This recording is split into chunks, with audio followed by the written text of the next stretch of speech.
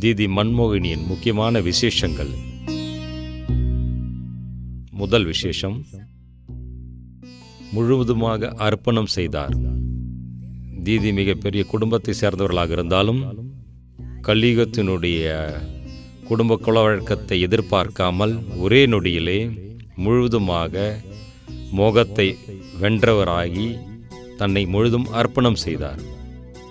2, உண்மையான கோபியாக பாபாவுடைய அன்பிலே மூழ்கியிருந்தார். துண்டிக்கப்படாத பாபாவுடைய அன்பிலே மூழ்கியிருந்தார். அவருடைய கண்களே ஒரு பாபா தான் இருந்தார்.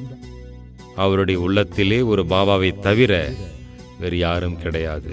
பாபாவினுடைய அன்பிலே அவ்வப்பொழுது நடனம் ஆடினார்கள். அவ்வப்பொழுது செமி டிரான்ஸ்ஃபர்லை செஞ்சு பாபாவுடைய அன்பிலே மூழ்கி இருந்தார். 3வது, உண்மையான பதிவிரதமாக, சதிவிரதமாக, பிதாவிரதமாக இருந்தார். சதா காலத்திற்கு உன்னோடு உண்ணுவேன், உன்னோடு அமர்வேன், உன்னோடு நான் நடனமாடுவேன். அவ்வாறு ஒரே விரதத்தில் ஒரே ஒருவனுடைய குணத்தை பாடினார். ஒருவருக்கு கீழ்ப்படிந்து நடந்தார், நேர்மையாக இருந்தார், உண்மையாகவும் இருந்தார்.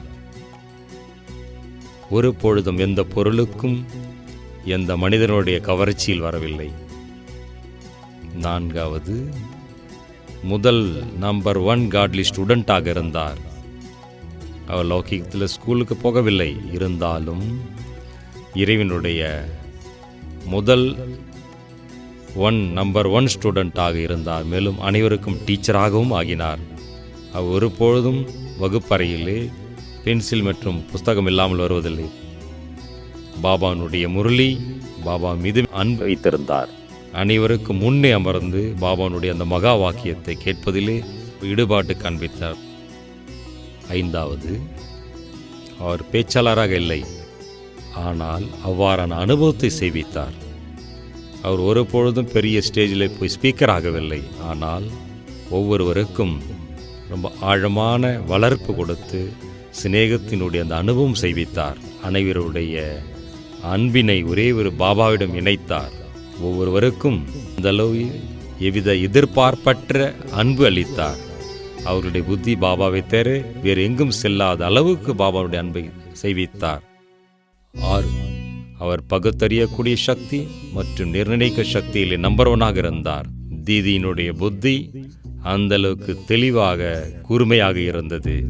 அவர் எதிரில் எவரப்பட்ட ஆத்மாவாக இருந்தாலும் அவர் எளிதாக பகுத்தறியக்கூடிய சக்தி இருந்தது. மேலும் அவர்களுடைய ஆசைகளை பூர்த்தி செய்து அவர்களை பாபாவுடைய குழந்தையாக்கினார். 7வது, தீதியின் பார்வையிலே ஆன்மீக மந்திரம் அடங்கியிருந்தது. தீதியிடம் யார் திருஷ்டி பெற்றார்களோ அவர்களுக்கு வைகுண்ட உலகின் காட்சி கிடைத்தது. அவர்களுடைய யோகத்தின் அவ்வாறான நிலை இருந்தது. ஆன்மீக நிலையின் அவ்வாறான அபியாசம் பயிற்சி இருந்தது. யார் அவருடைய பார்வையிலே வந்தார்களோ அவர்களுக்கு அவ்வாறான திருப்தியினுடைய அனுபவம் ஆகியது. 8வது, எந்த அளவு கம்பீரமாக இருந்தார்களோ அந்த அளவுக்கு இனிமையாகவும் இருந்தார்கள். தீதி அந்த அளவுக்கு உள்முகமாக இருந்தார். அவருடைய கமல வாயின் மூலம் ஒரு பொழுதும் வீணான வார்த்தைகள் வந்ததில்லை. யாரை பற்றியும் வீணான சிந்தனையும் வீணான பார்வையும் பார்த்ததில்லை. அவருடைய வாழ்க்கையிலே கம்பீரத்தின் கூடவே அந்த ரமணிக்கமாகவும் இருந்தார். இதனுடைய சமநிலை இருந்தது. இதன் அலௌகிகமான அந்த சிட்சாட் மூலமாக பிறரை ரீஃப்ரெஷ் செய்து வைத்தார். 9வது, படிப்பினை அளிப்பதில் அவர் அலௌகிக விதியை நடைமுறைப்படுத்தினார். தீதி யாருடைய குறைகளை ஒரு பக்கமாக கேட்டுக்கொண்டு அதை ஆதாரம் வைத்து நிர்ணயம் செய்ததில்லை. யாராவது யாரை பற்றி குறை கூறினால் உடனே அவரை அவர் முன்னே அழைத்து இருவரையும் முன்னே தீர்மானம் கொடுத்தார். யாருக்கு எவ்விதமான அறிவுரை கொடுக்க வேண்டுமோ தெளிவாக தீதி அளித்தார் அவர்களுக்கு. 10வது, தோழியாக இருப்பதிலே தீதி நம்பர் 1 இருந்தார்கள். அனைவருக்கும் தோழியினுடைய அந்த சிநேகத்தை அழைத்து பாபாவுடையலாக மாற்றினார். தோழியாக இருந்து ஞானத்தினுடைய மிக ஆழமான விஷயங்களை ஆன்மீக உரையாடல் செய்தார். தீதி கூறினார், சைலியாக மாற்ற வேண்டாம், தோழியாக்குங்கள். செயலிகள் பார்த்தீங்கன்னா தனக்குள்ளே ஒருவருக்கு வீணான சிந்தனை செய்வார்கள். ஆனால் உண்மையான தோழியானவர்கள் ஞானத்தை சிந்தனை செய்வார்கள், உரையாடல் செய்வார்கள். 11வது, தீதி சதா காலத்திற்காக பயமற்றவராக உறுதியானவர்களாக இருந்தார்கள். தீதி எந்த ஒரு விஷயத்திற்காக பயந்தது கிடையாது. பாபானுடைய சக்தியிலே அவர்களுக்கு துண்டிக்கப்படாத நம்பிக்கை இருந்தது, ஆடாத அசையாத நம்பிக்கை இருந்தது அவருக்கு. ஆகவே சதா பயமற்றவராக இருந்தார். எகியத்திற்கு முன்னே எவ்விதமான சூழ்நிலை வந்தாலும் அதிலேயும் கவலையற்றவராக இருந்தார். ஒரு பொழுதும் ஏன், எப்படி என்ற கேள்வி கேட்டதில்லை. சதா கேள்விகளற்ற நிலையில் இருந்தார். அவருடைய முகத்திலே ஒரு பொழுதும் கவலையினுடைய அந்த சின்னம் தெரியவில்லை. 12வது பாயிண்ட், அவர் நேர்மை உண்மையினுடைய மூர்த்தியாக இருந்தார். தீதிக்கு உண்மையாக இருப்பது என்பது மிகவும் பிடித்தமாக இருந்தது. யாராவது தன்னுடைய தவறை உண்மையான உள்ளத்தில் உணர்ந்தார் என்றால் அவர்களை உடனே மன்னித்தார். மேலும் தவறு ஏற்படாமல் இருப்பதற்காக அறிவுரை கூறினார். தீதி உள்ளும் வெளியும் தூய்மையாக இருந்தார். அவருடைய வார்த்தையும் செயலும் சமநிலையில் இருந்தது. யார் பிறருக்கு என்ன அறிவுரை கூறுகின்றார்களோ அதை சுயம் தான் நடந்து காண்பித்தார். 13வது பாயிண்ட், குழந்தை மற்றும் எஜமானனுடைய அந்த சமநிலை வைத்தார். தீதி எகியத்தினுடைய தலைவியாக இருந்தார். இதன் கூடவே தலைவி மற்றும் குழந்தையினுடைய அந்த சமநிலையை நடைமுறையில் கொண்டு வந்தார். யதார்த்தமான விஷயங்களை கூறும்பொழுது எஜமானனாக இருந்து எல்லோரும் முன்னே வைத்தார். அனைவரிடம் ஒருநிலையான அந்த வழியை கொண்டு வருவதற்காக குழந்தையாகினார். யாரிடம் விவாதம் அவர் செய்வதிலே குழந்தையாக பாபானுடைய விரலை பிடித்து எகியத்தினுடைய ஒவ்வொரு டிபார்ட்மெண்ட்டும் பாபாவுடன் சென்று பார்த்தார். இப்போது நீங்கள் பாபானுடைய விரலை பிடித்திருக்கின்றீர்கள், எதிர்காலத்திலே ஸ்ரீகிருஷ்ணன் உங்களுடைய விரலை பிடித்து செல்வார் என்று பாபா கூறியிருக்கின்றார். 14, எகியத்தை பாதுகாப்பது, எகியத்திலே சேவை செய்வது என்பது தீதியினுடைய ஒவ்வொரு அணுவிலும் எகியத்தை பற்றி அன்பு நிறைந்திருந்தது. எகியத்தை எவ்விதத்திலும் குறை வராமல் பார்த்து கொண்டார். அதில் மிகவும் கவனமாக இருந்தார். எகியத்தின் சாதனங்களை எவ்வித எதிர்பார்ப்பற்று பயன்படுத்த கற்பித்தார். 15, தானும் அர்ப்பணமாகி பிறரையும் அர்ப்பணம் செய்விப்பதிலே நம்பர் 1 இருந்தார் தீதி. தீதி அநேகருடைய உடல் பொருளை அர்ப்பணம் செய்ய வைத்தார். எகியத்தை யார் பாதுகாக்க முடியும்? அவர்களுடைய வாழ்க்கையின் வரலாற்றை கேட்டு அவர்களை ஆராய்ந்து அவர்களை அர்ப்பணம் செய்வித்தார். தீதியினுடைய உள்ளத்திலே யக்ஞத்திற்கான அந்த உயர்ந்த பாவனையை நிரப்பினார்.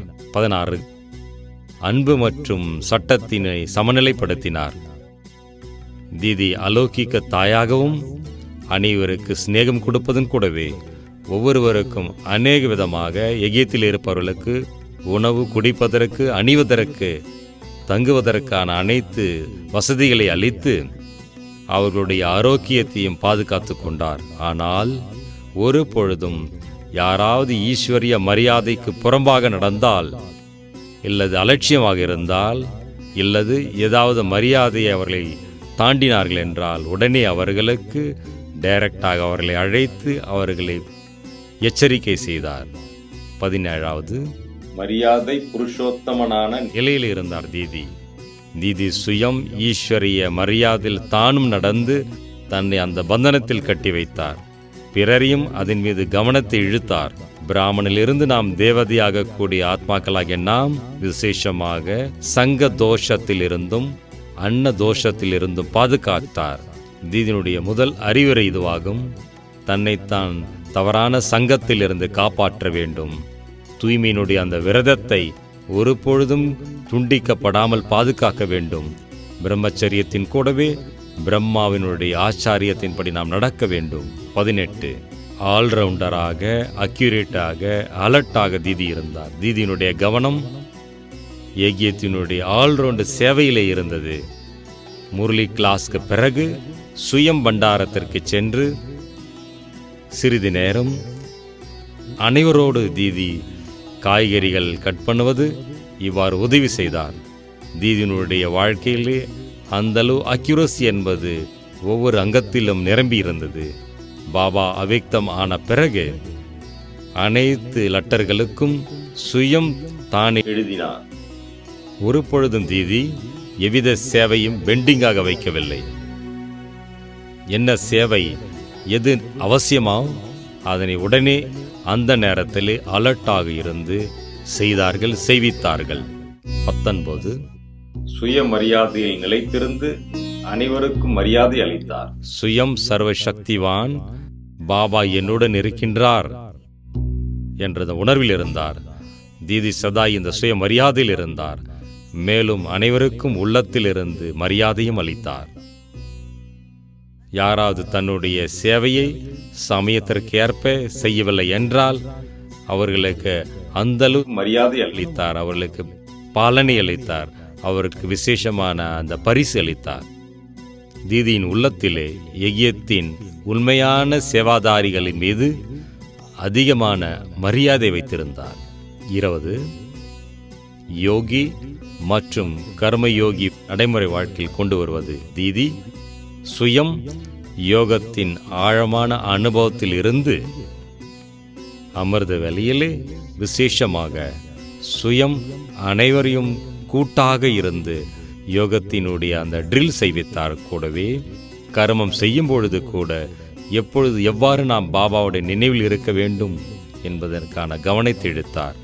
அவ்வக்த ரூபத்தில் யஜ்யத்தினுடைய காரியங்களை எவ்விதமான தடைகளின்றி நடத்துவதற்காக இடையிடையே விசேஷமாக மௌனத்தினுடைய அந்த பாஷையின் மூலமாக அனைவருக்கும் சாந்தியினுடைய சக்தியை அதிகரிப்பதற்கான பிரேரணை அளித்தார்.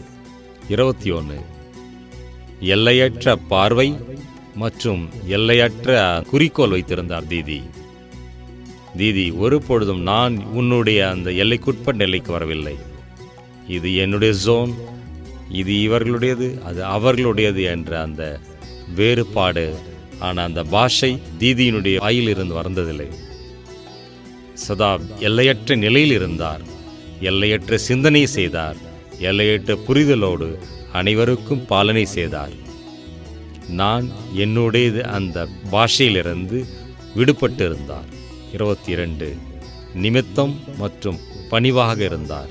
தீதி யஜ்யத்தினுடைய அநேக பொறுப்புகள் இருந்தாலும் சதா எப்பொழுதும் செய்வதும் செய்விப்பதும் பாபா என்று பாபா செய்விக்கின்றார் என்ற உணர்விலே, அந்த நம்பிக்கையிலே சுயம் தன்னை நிமித்தமாக வைத்து சதா பணிவாக இருந்தார். தீதியினுடைய வார்த்தையிலே ஒரு பொழுதும் அபிமானத்தினுடைய அணு தெரியவில்லை. 23 பெரிய உள்ளத்தின் கூடவே சிக்கனத்தினுடைய அவதாரமாக இருந்தார். தீதி வரக்கூடிய விருந்தாளிகளை முழுமையான பணிவிடை செய்தார். அதிலே 36 வகையான பலகாரத்தினுடைய பிரம்மா போஜனம் அளித்தார். தீதி யஜ்யத்தின் எக்கானமியில் மிகவும் கவனமாக இருந்தார். தீதி கூறுவார், ஏழை குழந்தைகளுடைய கள்ளம் கபடமற்ற மாதாக்களினுடைய தன்னுடைய முயற்சியால் சம்பாதிக்கப்பட்ட அந்த பணத்தை யஜ்யத்தில் அளிக்கின்றார். சாதனம் மற்றும் வசதிகள் அனைத்தும் சேவைக்காக பயன்படுத்த வேண்டும் என்று கூறினார். 24 அபகாரம் செய்பவர்கள் மீதும் உபகாரம் செய்ய வேண்டும்.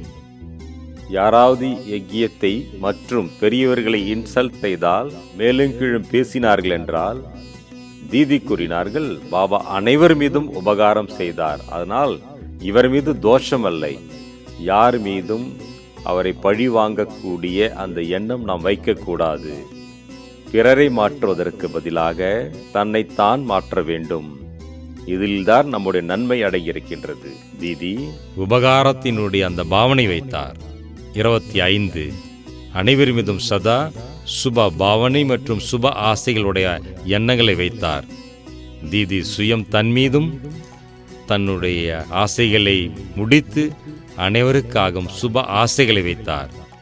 ஒவ்வொருவருக்காகவும் தீதி அவர்கள் சதா இவ்வாறான சுப ஆசைகளை வைத்தார்.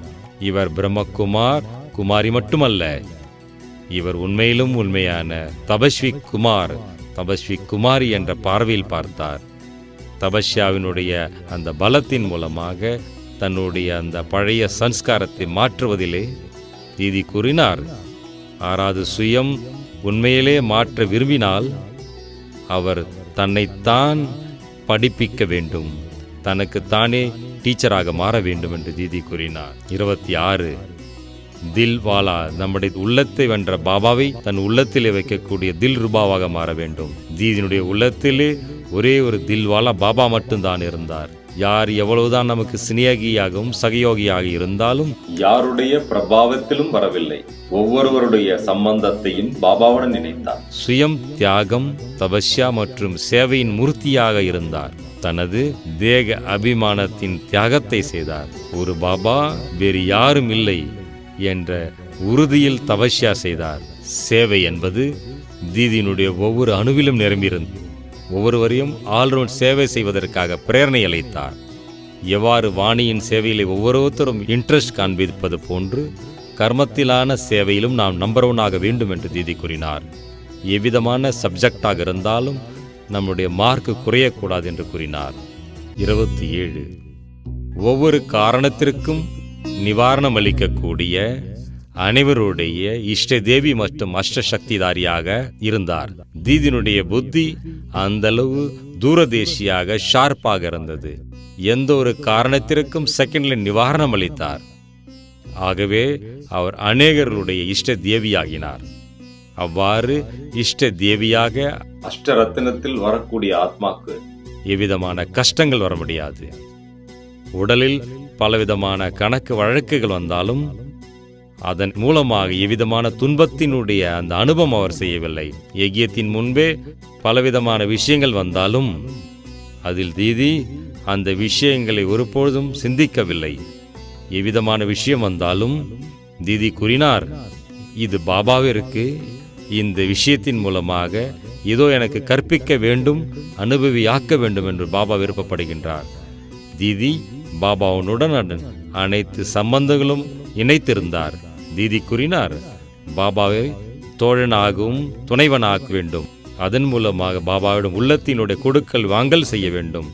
டீச்சராக ஃப்ரெண்டாக்க வேண்டும்.